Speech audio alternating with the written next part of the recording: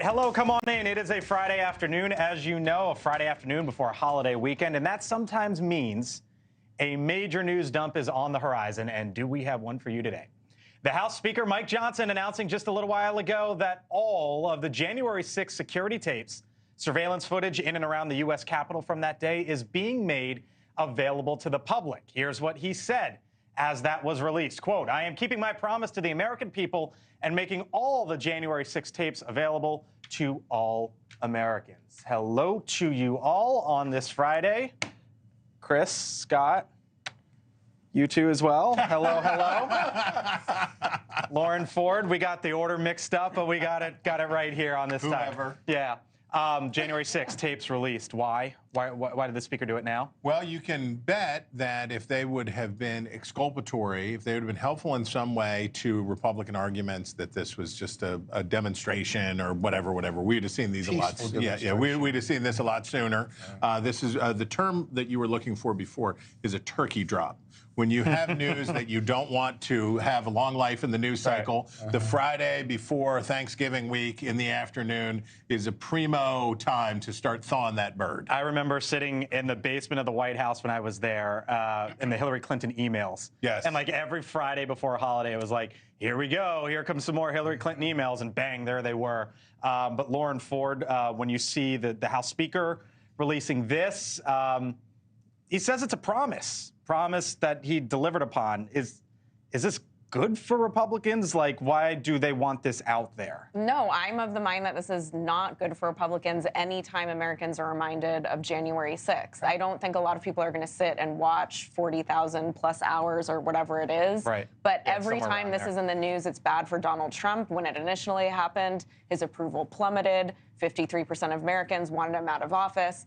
I don't see, no matter how you slice it, how this can possibly be spun into good news, except for maybe the transparency argument. Well, I think the transparency argument is important. I do think that the public has been largely misled about January 6th. I'm not saying this is going to help Republicans politically, but at the same time, I will say Kevin McCarthy made a promise to release these tapes, and he didn't do it. And now there's a new sheriff in town, and Mike Johnson in the Republican conference, and he did. I will say, look, there's 1,100 people charged in January 6th. Yep. No one's saying January 6th is a good thing. At the same time, I will say that it appears to be. But you just used the word misled. Sorry. Sorry, no, you used the word. You're the Democrat. Is that what you just hit on, or too? Right. Yeah. They were misled.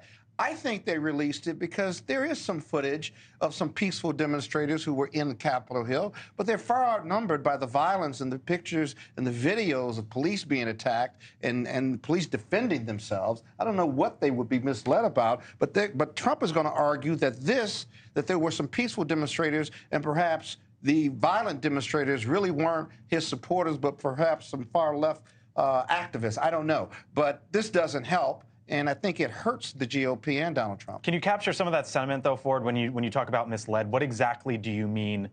I'm saying that the public has been misled by the Democrats for almost 2 years, calling it an insurrection, and it's not an insurrection. It is a riot. It's a riot that got out of control. And That's an insurrection. No, it is not an insurrection. Does anybody have a dictionary when 5 police officers that's the point right there. Yeah, it's the insurrection. They want to keep saying that. So, Scott, go. Scott. They wanted to stop the peaceful transfer of power. They've said that. 1,100 people have been prosecuted. Police officers have died. That's an insurrection.